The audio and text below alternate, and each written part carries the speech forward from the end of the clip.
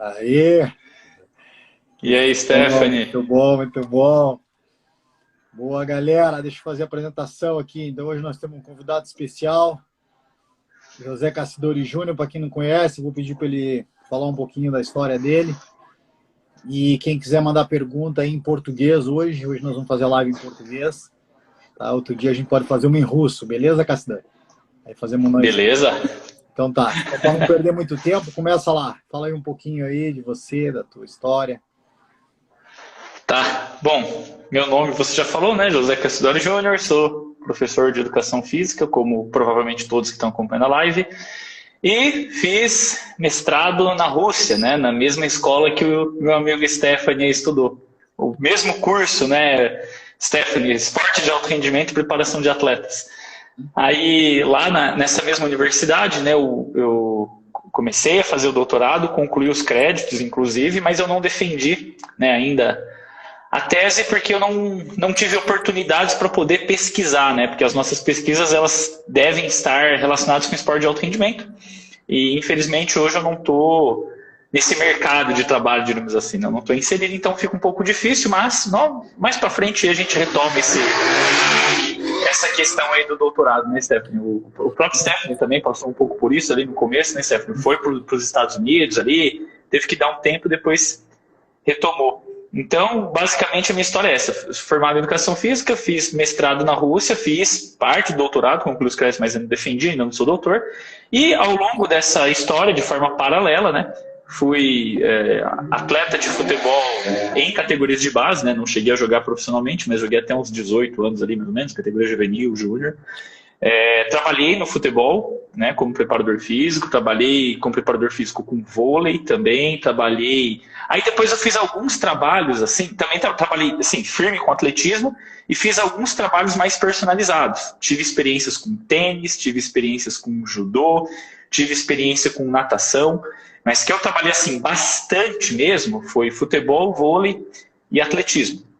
Basicamente essa é a minha história. Hoje eu tenho um estúdio aqui de treinamento personalizado, que é exatamente onde eu estou aqui agora. Minha motinha está guardada ali atrás, que eu tenho uma bizinha aí andando nesse frio de rachar que está aqui em Ponta Grossa, que aqui tá frio, cara. Aqui tá um calor animal. Nossa, cara, aqui tá um frio, velho, insuportável. Minhas mãos tá tudo roxa, cara. Não sei se dá pra ver aí, mas tá frio pra caramba. 34 hoje, cara. 34 graus. Nossa, você tá de boa aí, dá pra ir pra praia. Uhum. Ah, não é. A gente tava na praia semana passada. Só que vai vir aí tipo um tropical storm, então tá com muita onda. E aí às vezes dá tempestade tropical, então tem que ficar de olho. O André Brauer aí. Galera entrando aí em peso. Então, beleza. Para a gente não perder muito tempo, hoje o tema é sobre treinamento aeróbio, depois eu vou falar um pouco de suplementação. Então, quem quiser aí, já tiver dúvida também, quiser mandar pergunta, comentário, pode escrever lá. Mas para não perder muito tempo, Cassidori, começa falando aí, o que é o treinamento aeróbio, para quem que serve, como é que é isso? Tá. Bom, vamos lá, vamos tentar discutir um pouco. E antes de eu discutir, deixa eu só falar uma coisa importante, Stephanie, que eu acho que a gente tem que falar sobre isso quando a gente faz live. Eu e o Stephanie, não é sempre que a gente faz live de vez em quando, mas a gente nunca criou roteiro. A gente fala, vamos falar disso, e chega ali na hora e sai o que é para sair, sai naturalmente. A gente nunca criou um roteiro para fazer live, então as nossas lives são divertidas por causa disso, porque a gente chega ali e fala meio que o que vem na mente, assim, sabe? Mas enfim, essa é a ideia. Tem que fazer o negócio para não ficar tão monótono. Então a gente tenta quebrar o gelo aí. Exatamente. Mas vamos lá. Bom, treinamento aeróbio eu vejo da seguinte forma, né? O próprio nome fala, treinamento aeróbio, ou seja, treinamento visando a melhora de parâmetros aeróbios do nosso organismo, né? Capacidade oxidativa, entre outras coisas aí que estão relacionadas basicamente com mitocôndrias nas células musculares. Então, isso é treinamento aeróbio. É claro que se a gente pegar assim na literatura clássica, a gente sempre vai associar treinamento aeróbio com exercícios de baixa ou até mesmo moderada intensidade que são executados de forma contínua. Que, por exemplo, tipo corrida de maratona, ciclismo de estrada, né? Exercícios aeróbios, né? A gente tem esse costume de associar exercício aeróbio a isso. No entanto, hoje a gente sabe bem que treinamento aeróbio não quer dizer necessariamente exercício cíclico contínuo de intensidade moderada. Treinamento aeróbio é qualquer coisa que aumente o potencial oxidativo dos músculos, o potencial aeróbio, a densidade mitocondrial, atividade enzimática, entre outras coisas, que não são anaeróbias, né? Então, basicamente, isso é treinamento aeróbio. Então, assim, hoje a gente discute muito aí, até eu e o Stephanie mesmo, a gente discute com o pessoal lá da Rússia, a gente discute com os nossos amigos aqui do Brasil também muito sobre variáveis de treinamento intervalado, né? Que é um pouquinho diferente lá na Rússia daqui do Ocidente, né? Que no Ocidente a gente tem falado muito sobre HIIT, né? E trabalhos assim que já são um pouco mais glicolíticos para tentar melhorar a questão aeróbia. E lá na Rússia a gente já tem uma visão um pouquinho diferente, até porque eu compartilho muito de uma visão de um professor lá da Rússia que foi inclusive orientador do Stephanie, que é o professor Seluyanov, né? Então eu tenho ali eu tenho um carinho especial por esse material, eu acho muito bom, e eu compartilho isso sempre sobre alguns métodos, né? Então, acho que parte de treinamento aeróbio basicamente é o seguinte: como melhorar a capacidade aeróbia do organismo. E dentro disso, o principal está relacionado com a parte mais periférica muscular, que está relacionado com densidade mitocondrial. Mas também tem outras coisas importantes no treinamento aeróbio, como, por exemplo, a questão da mioglobina dentro das células, tem a angiogênese, né, a síntese de novos vasos sanguíneos, vasos capilares em volta das células, para nutrir melhor as células com sangue rico em oxigênio. Também existem questões relacionadas com parâmetros cardiovasculares, que do ponto de vista até do Seluyanov, né, não é o principal, né? A gente sempre discute, a gente sempre lê nos materiais do Seluyanov, ele falando claramente, não é o sistema cardiovascular que limita o desempenho e resistência. Mas, né, considerando aí que os atletas de resistência de fato têm ali um débito cardíaco mais avantajado, diríamos assim, em relação a pessoas que não são atletas ou atletas de modalidades que não são de resistência. Então a gente considera que treinamento aeróbio é tudo que tenta resolver essas tarefas, né? Aperfeiçoamento do sistema cardiovascular e de sistema ali a nível bioenergético, né? Mecanismo aeróbio, mecanismo mitocondrial. Então, basicamente tudo isso aí entra na preparação aeróbia de um atleta. Muito bom. E aí, para quem está chegando aí, mandar um abraço aí, o coach Wagner, estudou lá na Rússia também. Wagner. Luiz Lopes, Tininho também, de Portugal, parceiro, nós temos um livro junto. Então tem uma galera aí, professor André Brauer, doutor, morou comigo, meu camarada aí de anos de guerra na Rússia. Então todo mundo que está acompanhando aí. Outra coisa importante para saber, então assim, é importante também levar em consideração esse lado aeróbico para a saúde, para questões de saúde. Então, quem estiver acompanhando, quem estiver vendo, então o trabalho aeróbico, que nem desse jeito que nem o Cassiori falou, mais assim de intensidade média ou até leve, de duração prolongada, ele ajuda, por exemplo, no gasto calórico. Então, você tem uma redução do percentual de gordura, você pode, criando, né, um déficit calórico, óbvio que tem que ter a nutrição junto. Você pode melhorar, por exemplo, a economia dos movimentos. Então, você como começa a repetir muitos movimentos, então por isso que geralmente são esportes cíclicos, né, que usam. Então, se você tiver uma modalidade cíclica, você acaba tendo uma eficiência, então você começa a gastar menos energia para fazer o mesmo trabalho. Você tem...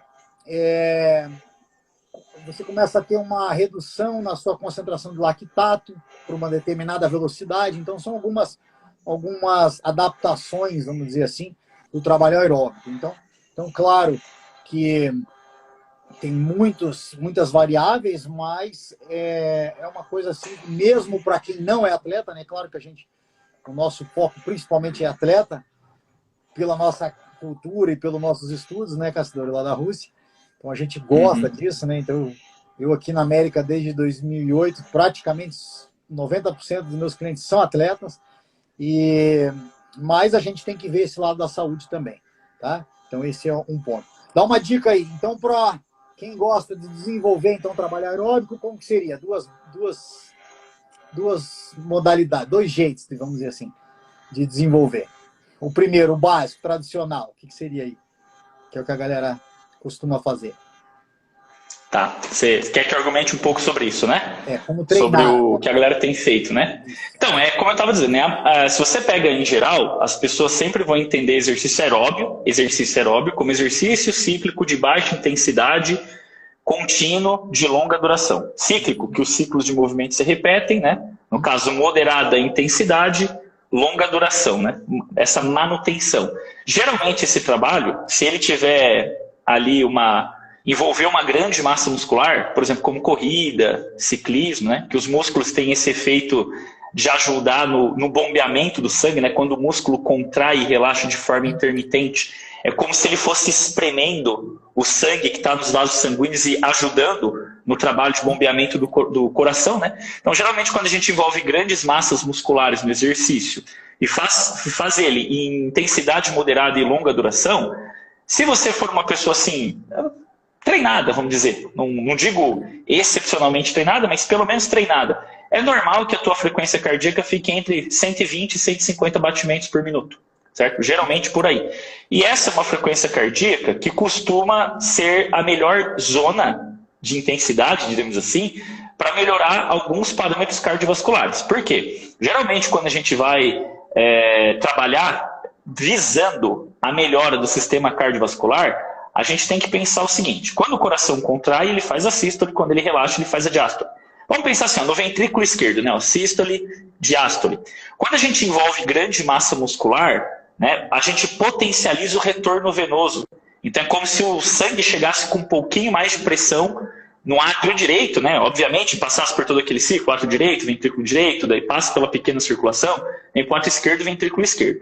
Então, conforme a gente faz exercício nessa intensidade, e que os batimentos cardíacos ficam entre 120 e 150 BPM, você consegue ter ali o máximo volume diastólico final e como consequência também o maior volume sistólico do coração.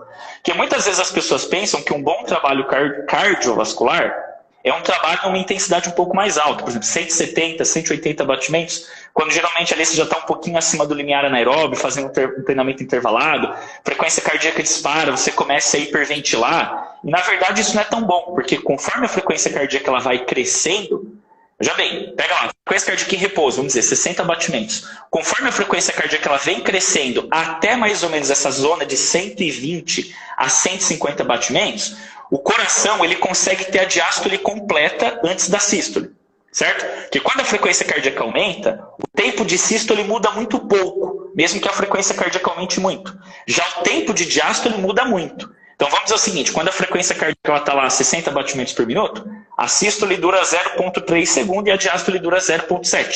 Quando essa frequência cardíaca aumenta, é o tempo de diástole que vai diminuindo. Então se a gente pega, por exemplo, uma frequência cardíaca muito alta, por exemplo, 180 batimentos por minuto, o coração, ao invés dele bater assim, ó, ele começa a bater assim, ó, porque antes dele abrir ele já contrai de novo, porque a diástole fica diminuída. Que é o que o Merson, né, famoso cientista soviético lá da Estônia ainda, né, o Merson, chamou de defeito da diástole. Então, até 150 batimentos por minuto, o coração ele ainda tem aquele aumento da distensibilidade, né, a famosa lei de Frank-Starling. Então, quanto maior o volume diastólico final, porque mais ele abre, maior o volume sistólico. Então, o que acontece? Você começa a melhorar o volume sistólico e, como consequência, o débito cardíaco máximo é maior, certo? Então, é importante esse trabalho, por exemplo, para o coração. Se a gente passa muito dessa frequência cardíaca, o coração ele começa a ter defeito da diástole, ele começa a não fazer a diástole corretamente, porque não dá tempo, né? Então, você pega lá 200 batimentos por minuto, dá mais de 3 batimentos por segundo.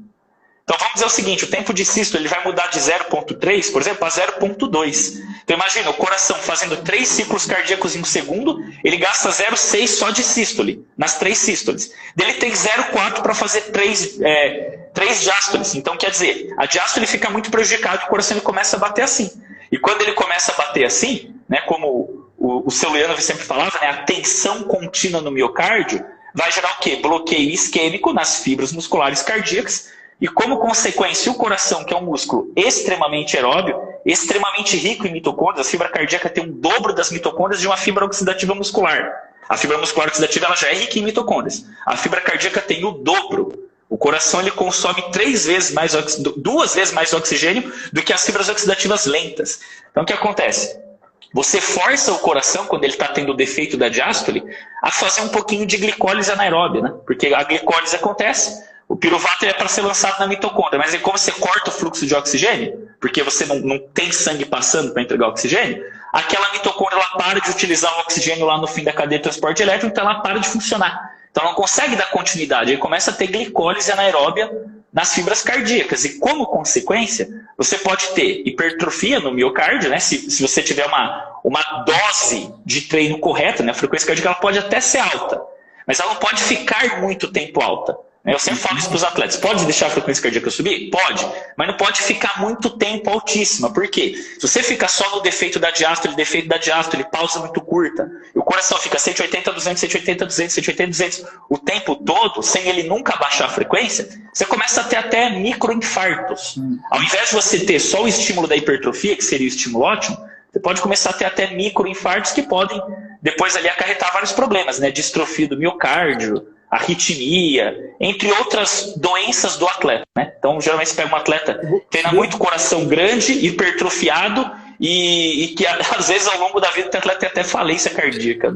Segura um pouquinho aí. Insuficiência, no caso. Isso aí, galera, para quem está aí no Brasil, pode acompanhar nos livros do seu Liano, que tem junto comigo, e pela editora Juruá, tá? Então dá uma olhada, é muito interessante esse material. Fala exatamente disso. Ó, o Igor da Rússia aqui dando um oi lá para você, Cassidão. Tô mandando outro aqui. Privet, Igor, cara de lá. E aí, Cassidor, então, exatamente isso. Isso é um dos perigos do jogador de futebol. Então, às vezes, até jogadores de futebol jovens sofrendo problema cardíaco por causa desse efeito do treinamento com uma intensidade muito alta, que, teoricamente, os treinadores, né, acham que estão fazendo um treino aeróbico bom, mas é uma intensidade muito alta, e aí com essa ausência do oxigênio, então acaba tendo essa glicólise, no caso anaeróbia, no coração. Então isso também prejudica. Que se fosse momentânea não seria tão ruim. Pode chegar, desde que depois você dê a pausa para a acidez não ficar máxima. Porque, por exemplo, a célula começa a perder o pH. Na hora que você dá a pausa, diminui o pH, né? Você dá a pausa, as mitocôndrias captam aqueles íons e fica tudo bem. O pH volta ao normal. Agora, se o cara vai lá, faz exercício em altíssima intensidade, faz o suicida lá na quadra de basquete, por exemplo, e dá 15 segundos de pausa e outro, e 15 segundos de pausa e outro, e faz isso 10 vezes, além da qualidade do trabalho ir caindo a cada tiro, absurdamente, o que uma coisa que eu também não consigo entender no treinamento, as pessoas visarem queda de qualidade abrupta ao longo de séries, né, eu não consigo entender essa lógica. Além disso, ele vai ter esse problema aí de estresse cardíaco excessivo, porque o coração não baixa a frequência. Então, quer dizer, ele fica ali sofrendo todo esse estresse metabólico que pode acarretar diversas consequências. Segura um pouco aí. Isso é muito importante, isso que o Cassidor acabou de falar. Você estiver controlando o treino, você pode fazer uma determinada distância e marcar o tempo que o atleta demora para percorrer essa distância. E a intenção é o quê? Que se você fizer, vamos dizer, 3 repetições em uma série, né, 4, 5, seja lá quantas as repetições, que você tente fazer pelo menos um tempo muito próximo em cada repetição dessa série. Se você começar a cair muito, vamos dizer, mais do que 5%, 10%, significa que o atleta não está recuperado. Então, alguma coisa já vai prejudicar. Aí isso pode acabar prejudicando a técnica, nesse caso, prejudicando o coração, então, etc. Tá? Então, o que seria aí? Vamos dar uma recomendação para quem não sabe, quem não leu. Quanto que seria um tempo assim adequado para você ficar na frequência cardíaca máxima ou perto da máxima, sem gerar um problema, sem gerar essa distrofia do miocárdio? Então, eu vejo da seguinte forma, o problema em si não é tanto o exercício, é a pausa. Porque o que acontece? Quando você faz exercício, a frequência cardíaca, por exemplo, ela pode disparar se você fazer um exercício extremamente glicolítico, que gera muita acidez e que envolve grande massa muscular. A frequência cardíaca vai disparar, ela vai ficar alta, só que naturalmente, se você tentar manter a intensidade desse exercício, ela vai cair pela fadiga muscular. Então, é o teu próprio corpo avisando, para, né? Então, o que acontece? A fadiga muscular, ela impede que você continue o trabalho. Então, na hora que você para respirar, aquela frequência que subiu, ela vai baixar. Na hora que baixou, tá tudo bem. Porque aí você já teve aquela remoção dos prótons de hidrogênio, o pH já voltou ao normal e está tudo bem. Aí depois você pode fazer outra série. Então vamos dizer o seguinte, você faz lá Por exemplo, tiro de 300 metros, por exemplo, que é um trabalho que o pessoal gosta. Se bem que isso aqui não é nem exercício mais puramente aeróbio, né? Já é uma zona mista ali, mas vamos dizer assim, você faz tiro de 300, já é um trabalho glicolítico que gera acidez. Ele vai gerar uma resposta cardíaca bem elevada, né? Sua frequência cardíaca vai lá para 170, 180, 200, vai depender do volume sistólico de cada pessoa. E se você, na hora que você chega lá, você vai fadigar, né? Na hora que você fadigar, você vai ter que dar pausa. Daí o que eu recomendaria? Que o atleta desse uma pausa um pouquinho maior, por exemplo, 2 minutos, 3 minutos, a ponto da frequência cardíaca estabilizar, baixar e estabilizar, né? E não ficar lá 180, o cara sobe a frequência cardíaca a 200 batimentos.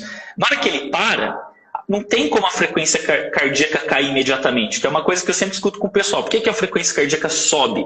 Porque o nosso corpo produz dióxido de carbono. O dióxido de carbono ele vai meio que modular a atividade do sistema cardiovascular e respiratório. Né? Os quimioreceptores identificam o CO2 no sangue e aumentam a frequência cardíaca. Só que qual que é o problema? Que às vezes a gente esquece. O CO2, naturalmente, é para ele ser produzido nas mitocôndrias. Naturalmente, certo?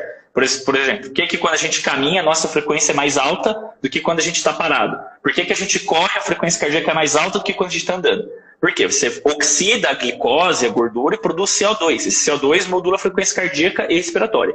Porém, quando a gente passa do limiar anaeróbio, a gente começa a produzir CO2 de outra forma. Então você tem duas formas de produzir CO2. O CO2 metabólico natural, que é o que provém da oxidação das fontes energéticas, aí, das proteínas, carboidratos e gorduras. E o CO2, entre aspas, não metabólico, né? Sim, claro que a gente sabe que ele é metabólico, porque faz parte do metabolismo. Mas a gente chama, entre aspas, de não metabólico porque não é um CO2 que provém de oxidação. É um CO2 que provém da seguinte reação química. A célula muscular fez glicólise e quebrou muito ATP de forma, vamos dizer assim, quebrou o ATP libera hidrogênio. No entanto, se essa molécula de glicose, se ela fosse oxidada dentro da mitocôndria, você produziria muito ATP e poderia captar íons de hidrogênio e tamponar, manter o meio, o pH neutro. No entanto, quando a gente faz exercício glicolítico, a quebra intensa de ATP sem uma ressíntese imediata faz acumular íons de hidrogênio na célula, porque os íons de hidrogênio provêm da quebra de ATP. Esse íon de hidrogênio ele vai ter que sair da célula, porque não pode ver, se faz exercício, o músculo começa a arder, porque o pH baixou. Na hora que você para de fazer exercício, vai voltando o pH ao normal. Esse íon de hidrogênio, ele junto com o lactato, ele sai da célula. Quando esse íon de hidrogênio chega no sangue, ele vai se encontrar com quem? Com um bicarbonato que é produzido no fígado, vai formar H2CO3, o famoso ácido carbônico, que vai se dissociar em CO2 e água. Observa que esse CO2 ele não veio da oxidação de lipídio. E esse CO2 vai ajudar a aumentar a frequência cardíaca e respiratória. Por isso que quando a gente faz exercício acima do limiar, a gente tem compensação da ventilação pulmonar. A gente hiperventila. Então vamos dizer o seguinte, eu faço exercício em intensidade X, baixinha. Eu vou ter uma resposta respiratória e cardiovascular X. Eu boto o exercício 2X, vou ter uma resposta cardiovascular e respiratória 2X. Quando eu chego na zona do limiar anaeróbio, vamos dizer que ela está em 5X. Ao invés da minha frequência subir, minha frequência cardíaca e respiratória, de 4X para 5X, ela vai subir para 8X, ela vai ter um crescimento exponencial. Justamente por quê? Por causa desse CO2 não metabólico, que faz a frequência cardíaca e respiratória disparar, e aí sim vai acontecer esse defeito da diástole que pode, se você não dar as pausas recuperativas, ele pode causar esses danos no coração. Então a pausa tem que ser longa, perdão. Porque quando você termina o exercício, não é imediatamente após o exercício que a frequência cardíaca vai cair de uma vez. Por quê? Porque os íons de hidrogênio das células vão ter que sair. E quando eles saem, eles produzem CO2 que aumentam a frequência. Então ele acontece meio que uma queda lenta. Porque nas fibras oxidativas que estão pedindo oxigênio, você está recuperando ATP e as mitocôndrias estão respirando menos. Mas, por outro lado, as fibras glicolíticas que estão liberando hidrogênio no sangue estão produzindo CO2, entre aspas, não metabólico, que está querendo aumentar a frequência cardíaca. Então, assim, a frequência cardíaca ela tem uma tendência de descer devagar, até que chega um momento que daí sim ela estabiliza lá embaixo. Então, quando você percebe que a frequência cardíaca cai muito pouco naquela pausa curta que você faz, de 15 segundos, 20 segundos, você já percebe que ali você está provavelmente causando um estresse cardíaco que não é bom para melhorar o débito cardíaco. Para aumentar o débito cardíaco é 120, 150 batimentos, envolvendo grande massa muscular para ter máxima distensibilidade do ventrículo, né, ter a lei de Frank-Starling como consequência aumentar o volume sistólico, que para qualquer frequência cardíaca vai ter um débito cardíaco superior, ou seja, vai poder nutrir mais os tecidos com sangue rico em oxigênio. Segura um pouquinho aí, Cassidor. Muito bom, galera que está acompanhando aí. Só para você saber, não sei se eu já te mostrei, que eu montei um mini laboratório aqui na Universidade parecido com o do seu Luiano, não sei se você já viu. Você me mostrou um dia que a gente estava na live. Eu tenho 4 bicicletas da Monarch, né, de teste, temos 2 esteiras, análise de gás, então estamos com um equipamento bem legal. Então, para quem tem essa possibilidade, o ideal seria, pessoal, não fazer o teste de VO2 máximo, e sim do limiar aeróbio e limiar anaeróbio. Então, esse é um indicador melhor do seu nível de treinamento, treinabilidade, que seria assim que eu gosto de usar esse termo. Aí o seu Luiano vai até interessante, que liga bem com o que você falou. Ele ensinou, aí uma vez eu perguntei, professor, mas se eu não tiver recurso, como é que eu faço para testar o meu limiar aeróbio e limiar anaeróbio? Aí sabe o que ele respondeu, Castanho?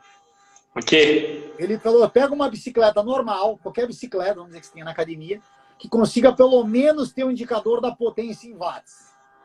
E aí usa aquela tabelinha básica que tem lá no nosso livro mesmo, seu Luiano, que aí você põe a potência que estiver indicando na bicicleta e a frequência cardíaca. Então, se você tiver, claro, um frequencímetro, um polar, vai ser mais preciso, senão vai ter que fazer manualmente mesmo. E aí você faz o quê? A cada minuto você vai medindo. Então, você, para ficar mais fácil, um teste, por exemplo, de um atleta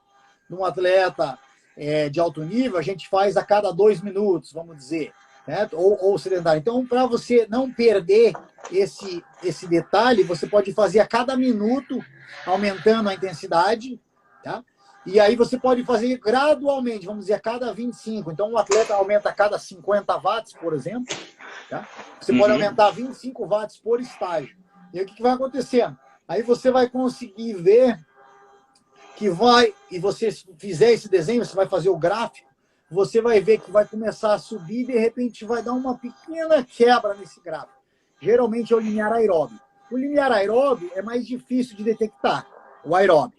Mas, quando você chegar no limiar anaeróbio, que nem você falou, como estimula muito a hiperventilação, então você vai conseguir ver bem claro essa diferença do gráfico. Então, vamos dar um exemplo. Estava subindo a frequência 125, aí foi 130, depois foi 133, depois 136, depois vai para 141, 142, por exemplo. Aí você marca esse estágio como limiar anaeróbio. E para comprovar isso, você vai ver que vai começar a ter o suor na testa, geralmente vai vir junto, o suor na testa, e a hiperventilação. Então vai ser o momento. Aí você consegue ver por todos esses 3 fatores juntos. Então a hiperventilação, o suor na testa e a quebra no gráfico, quando você plotar ali, né, o gráfico, e aí você consegue determinar então o limiar anaeróbio, mesmo sem equipamento nenhum, só com uma esteira ou uma bicicleta, o equipamento que você tiver na academia, que tem aqui pelo menos a potência em watts, que praticamente todos os equipamentos novos eles têm. Tá? Então isso é muito importante. Aí, com base nesse limiar anaeróbio, que é mais importante, que você vai prescrever o treino. Então, no caso, esse treino para aumentar a saúde, para aumentar a condição do coração, então você vai ficar um pouco abaixo do limiar anaeróbio, que nem você falou ali, entre 120 e 150. E um treino de desenvolvimento, no caso intervalado, a gente já faria acima do limiar anaeróbio. Mas é importante saber qual é o limiar anaeróbio para você. Pode falar. Posso fazer um parênteses aqui, cara? Pode. Você lembra aquela última vez que eu fui para a Rússia, que você armou aquele encontro meu lá com o Celuiano, vi lá no café, que a gente discutiu sobre o livro? Cara, é uma pena, de verdade, é uma pena, cara, que o Celuiano faleceu tão cedo, cara. Eu fiquei muito triste no dia que ele faleceu. Assim, não só pela pessoa que ele era, até pelo que ele poderia contribuir ainda. Cara, ele me falou um negócio, porque você falou assim do exercício físico, né, de pegar ali na bicicleta, e você sabe que naquele dia ele falou assim, eu estou desenvolvendo uma nova solução. Ó, vou contar um negócio inédito aqui, cara, que eu nunca contei para ninguém. Ele falou para mim, eu guardei, falei, no dia que certo eu falo. Ele falou assim, eu estou desenvolvendo uma forma de você avaliar indiretamente no beep test.